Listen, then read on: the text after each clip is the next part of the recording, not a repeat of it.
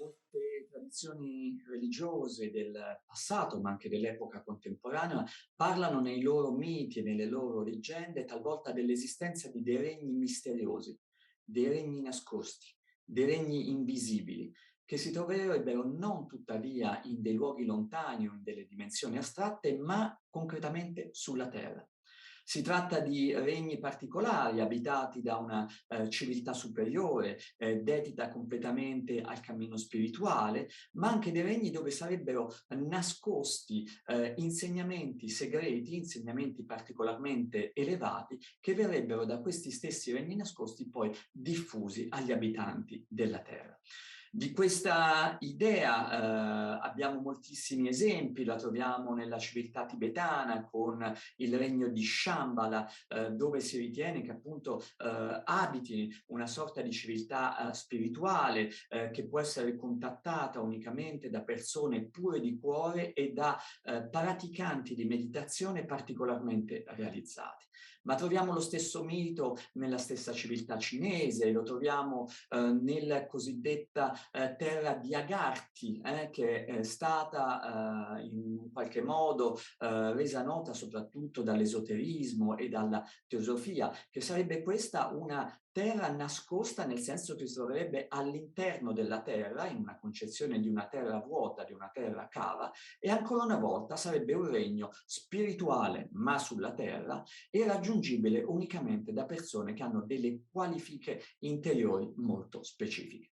Per parlare di questo argomento che tocca da vicino le corde del mistero e che è di per sé affascinante perché parla di questa intersezione perfetta tra visibile e invisibile, tra un invisibile quindi non remoto ma totalmente calato nella dimensione terrestre, siamo andati a conoscere l'abate di un monastero di religione pre-buddista, di religione Bön, che si trova in Francia, religione che in maniera simile al buddismo conserva nei propri insegnamenti spirituali la memoria, non solo la memoria perché è un insegnamento ancora vivo oggigiorno in questa tradizione spirituale, proprio di un regno nascosto, misterioso, dove in maniera densa, sia nel passato ma ancora oggi, verrebbero nascosti degli insegnamenti spirituali e dove abiterebbe una civiltà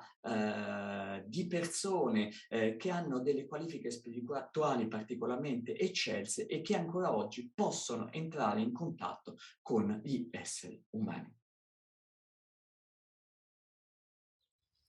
Ci troviamo in Francia, nel monastero Bompo di Chantin d'Argeling, uno splendido posto in piena campagna. Siamo in compagnia con Khenpo Gelek Jimpa, che è l'abate di questo splendido monastero, a cui vogliamo porre delle domande per quello che riguarda alcuni aspetti misteriosi e segreti di questa religione, in particolare del regno di Olmolluring, una sorta di terra segreta, terra mitica di cui oggi Khenpo Gelek ci parlerà. I'd like to ask you something about Olmol Ring according to Bompo tradition. What is Olmol Ring? Cos'è quindi Olmol Ring? Yeah. The Olmolluring Omolring is è il luogo di nascita del Buddha Tompa Sherab, che è il fondatore della tradizione Bön. so according to the history book, Sulla base dei nostri testi storici, della stessa biografia di Tompa Sherab, e noi abbiamo tre diversi volumi, varie versioni, una più breve e una più ampia. Secondo questa biografia, Olmolluring si trova sulla Terra. Ora gli studiosi, i ricercatori hanno diverse opinioni a questo riguardo. Quando parliamo della nostra tradizione, è una tradizione che risale a 18.000 anni fa. Buddha Tompa Sherab si è manifestato sulla Terra per condurre gli esseri senzienti verso la liberazione e l'illuminazione. Secondo i nostri testi, Olmolluring è un regno presente in questo mondo è questo luogo di nascita di Tompa Sherab. Special place as Buddha Dhamma's birthplace. E come è descritto nei testi Bonpo? È una sorta di regno, è una terra nascosta? How is it described usually in the text? Is it a kingdom? Is it a hidden land? Yeah, it is Buddha. Buddha Tompa Sherab, secondo la nostra tradizione. Ovviamente non possiamo andare troppo in dettaglio in questa spiegazione, in questa sede, ma secondo la nostra tradizione, quando si è manifestato sulla terra e ha ricevuto gli insegnamenti dal suo stesso maestro, ha realizzato la perfetta buddhità. In tibetano noi usiamo la parola Sanje, che significa Buddha, buddhità. San significa puro, Je significa perfettamente, quindi significa è qualcuno che ha perfettamente purificato le proprie impurità, il proprio karma negativo, la propria mente concettuale, raggiungendo quindi questa condizione pura e perfetta.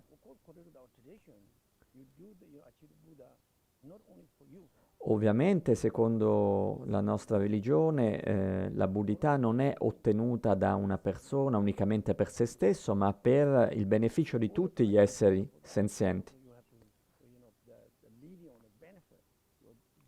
Quindi uno realizza la buddhità per poter aiutare altri esseri a fare la stessa cosa.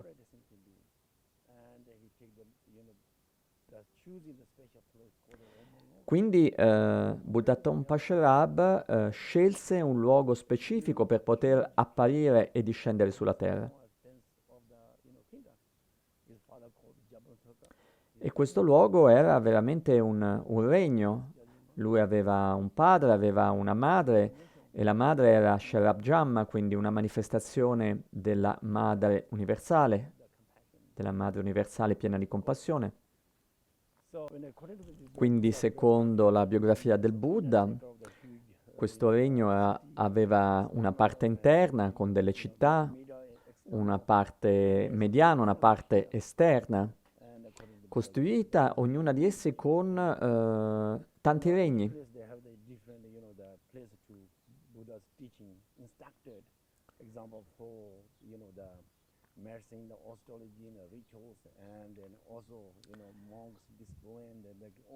In ognuna di queste parti il Buddha conferì degli insegnamenti a varie classi di esseri e vari tipi di insegnamenti, come ad esempio gli insegnamenti dei sutra, gli insegnamenti dei tantra, fondati quindi sul principio della trasformazione.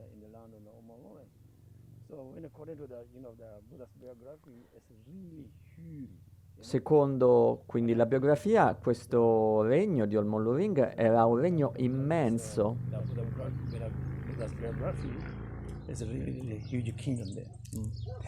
E secondo alcune descrizioni sembra che ci sia una sorta di grande montagna centrale. According to some legends, apparently there is a big mountain in the center of Olmollureng. Yes. Sì. Secondo le istruzioni in cui noi crediamo, allora si parla di come al centro di Olmollureng si trovi lo Yundrung Gutsek, che è una montagna centrale a 9 livelli, la montagna ai 9 livelli della svastica, e ognuno di questi livelli rappresenta proprio uno dei vari rami di insegnamento e di pratica della tradizione Bön. C'è questo libro che si chiama Le 9 vie del Bön, che fu pubblicato all'epoca da questo ricercatore che era Snailgrove, che parla proprio di questi 9 tipi di insegnamenti. E ritornando al discorso di questa montagna ha 9 livelli, in cima ad essa, quindi alla sommità, si trova un trono, e questo trono fu proprio il trono dove il Buddha Tompa Sherab conferì i suoi insegnamenti. i vari insegnamenti e gli stessi insegnamenti dello Dzogchen. E questi insegnamenti, quello che è importante, dall'epoca di questa sua loro prima divulgazione, loro prima diffusione, si sono poi trasmessi in maniera ininterrotta attraverso una catena di maestri che è giunta fino ai giorni nostri e di cui l'esponente contemporaneo è appunto Yonzin Tenzin Namdak. Of the, there's a mountain in the south. Special sheep. Ok.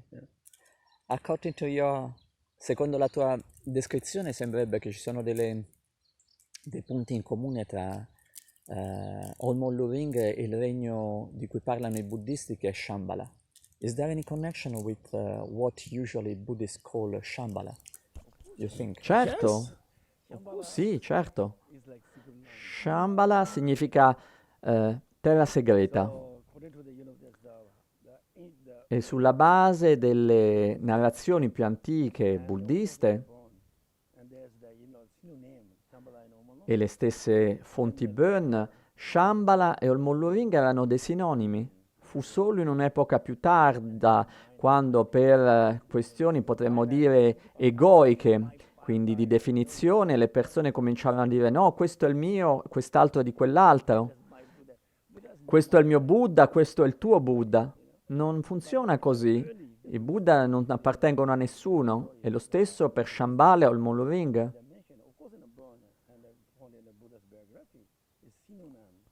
Quindi se noi guardiamo sia nel Bön che nel buddismo, questi due termini sono perfettamente dei sinonimi, si riferiscono alla stessa realtà.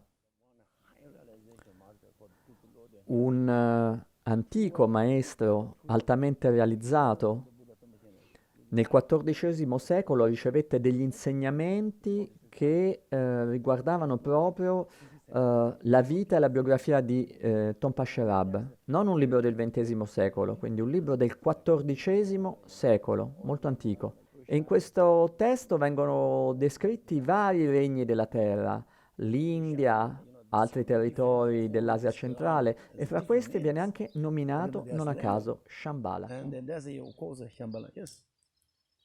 So it's not at all, dalla descrizione di Khenpo Gelek, quindi sembrerebbe trattarsi di un regno non mitico, ma assolutamente reale, ma in un qualche modo invisibile, quindi non raggiungibile da tutte le persone. Apparently, according to your description, it's not a mythical kingdom, it's a real kingdom. It's geographically located somewhere, but who is able to get to that place?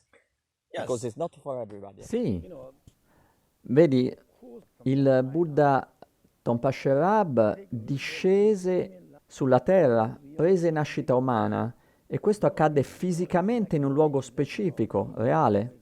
Non è qualcosa come un paradiso, qualcosa di astratto. No, era assolutamente reale. È realmente visibile. Ovviamente ci sono ad esempio delle preghiere che hanno lo scopo di permettere di propiziare qualcosa di positivo. Ci sono quindi persone che domandano, che pregano di poter rinascere in regni come questo. E in regni come questo sono molto simili ai nostri, sono analoghi. Ci sono animali, ci sono città, ci sono esseri viventi, c'è un'organizzazione. In questo ambito c'è uno studioso, ad esempio, di cui ho molto rispetto, si chiama Samten Karmai, che è anche molto devoto a Yonzin Tenzin Namdak. Bene, lui ha cercato di ricostruire, di capire come sia possibile nella geografia reale dell'Asia, in particolare del Tibet occidentale, se sia possibile ricostruire realmente i vari elementi che sono descritti nei testi che narrano di Olmolluring. In questo senso ha cercato di rintracciare vari laghi, montagne sacre e soprattutto quella del Tissé, quindi del Monte Kailash, per vedere se realmente la geografia di oggigiorno, che ancora esiste, può corrispondere o meno alle descrizioni date nei testi per quanto riguarda Olmolluring. Si parla ovviamente della parte a ovest del Tibet.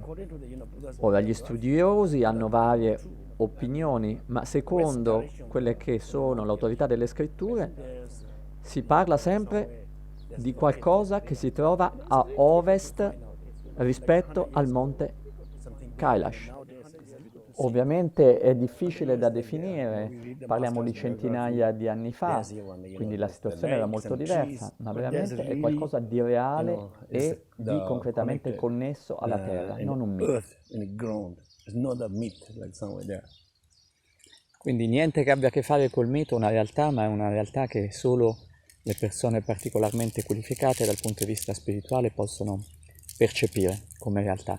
E volevo quindi domandare anche, si parla spesso di una sorta di cammino che permetterebbe agli esseri come noi di raggiungere la terra di Olmonluring. Si parla infatti del cammino della freccia.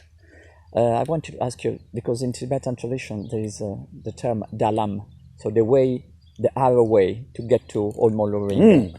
What is that? Is it sort of invisible path? Is it a road? Is it what?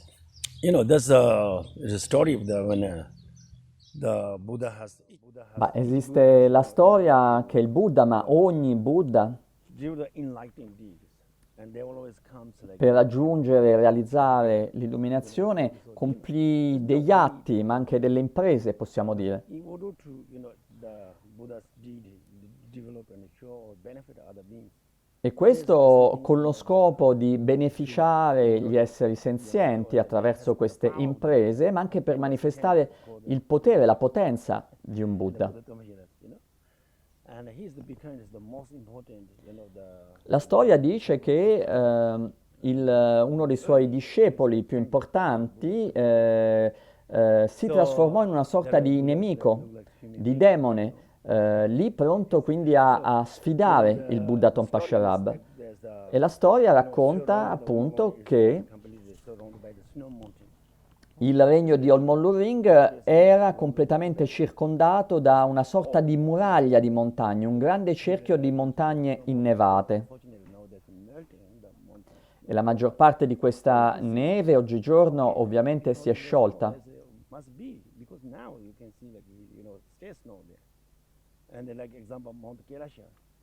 Un esempio è il monte Kailash, che il monte Kailash è descritto come la montagna anima, la montagna doppio del re dell'antico regno dello Shanshung, che però al giorno d'oggi la neve di questo monte Kailash, una buona parte si è sciolta. Quindi ritornando alla storia, questo demone che volle sfidare Tompa Sherab manifestò della neve intorno a queste grandi montagne che circondavano il regno, in maniera da impedire a Tompa Sherab di uscire da Olmonluring e poter così recuperare la mandria di animali che questo demone aveva rubato a Tompa Sherab. E per far questo Buddha Tompa Sherab utilizzò il cosiddetto cammino della freccia, quindi una sorta di cammino magico che permise a Tompa Sherab di attraversare questa fitta cortina di montagne. Ma c'è la storia, oltretutto, appunto di un ricercatore che vari anni fa tentò di cercare veramente dove si trovava Olmonluring, quindi si iniziò questo viaggio, ma arrivò a un certo punto a delle montagne che non era capace a sormontare, quindi esiste ancora oggi questa idea. They cannot cross over because to hide the mountain. So like this, Wow, fantastico. L'ultima domanda a Khenpo Gelek, quindi se questo regno reale ma invisibile è sempre esistito e esisterà fino alla fine dei tempi, what can we say about Olmonluring? I mean, apparently it's a kingdom where all the mystical religious teachings are kept alive. So this kingdom will last till the end of the world and till the end of the time? Is forever? Is a sort of eternal kingdom? Yeah, this is of course when according to the history. Certo, secondo i testi storici si dice che tutti gli insegnamenti sono custoditi in questo luogo. Ad esempio nel VII secolo d.C., quando venne introdotto il buddismo in Tibet, ci sono state delle contese tra buddisti e Bonpo e molti testi Bonpo furono distrutti e così il maestro Lushtarin si recò e ritrovò dei testi, riscoperse dei testi antichi. E quindi così dei testi e dei cicli Dzogchen riapparvero, ma anche testi di altri cicli, non per forza Dzogchen. Quindi dal punto di vista tradizionale, spirituale, ci sono modi diversi per descrivere delle montagne e il carattere spirituale delle montagne. E noi possiamo pensare che questi modi sono strani per noi, ma non è così, è secondo la prospettiva con cui noi osserviamo e guardiamo queste cose. Ad esempio, non c'è niente di strano nel pensare che le cose materiali si trasformano in cose luminose, in cose spirituali. Tutto ciò che esiste di materiale altro non è che la forma condensata di luce. Quindi il cammino inverso è che le cose si ritrasformino nuovamente in luce. Può sembrare strano, divertente, ma non è per niente divertente, è proprio così. La trasformazione nella luce è la parte più importante degli insegnamenti. Se voi praticate il Togyel, se voi praticate lo Dzogchen, capirete questo. You will know what it means that.